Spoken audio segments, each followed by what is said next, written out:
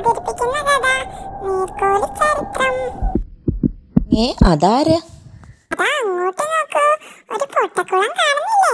പൊട്ടക്കുളത്തിലെ പൊട്ടനാ നീർക്കോലി പെട്ടെന്നൊരു ദിനം പുട്ടു തിന്നു.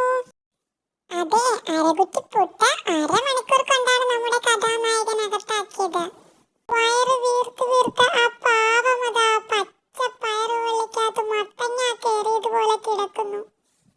അങ്ങനെ ആ നീർക്കോലി ചത്തുപോയി. അത് ശരി.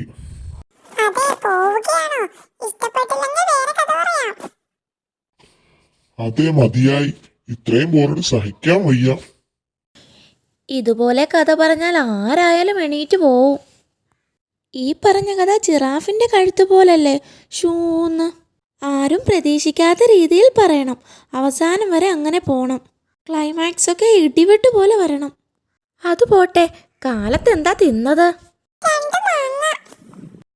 ദേ കണ്ടില്ലേ, ഇതാണ് കുഴപ്പം. ഇതൊക്കെ ഒരു കഥ പോലെ പറയണ്ടേ?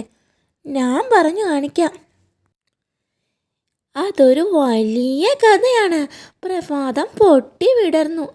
അപ്പോൾ ഞാൻ കണ്ടു, ഒരു മഞ്ഞ എലി എന്നെ തുറിച്ചു നോക്കുന്നു. ഞാൻ അടുത്തു ചെന്നു. അപ്പോൾ അതൊരു മാങ്ങയായിരുന്നു.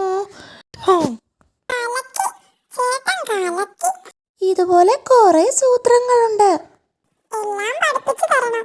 ചേട്ടൻ എന്റെ വീട്ടിലേക്ക് വാ. എവിടെയാ വീട്?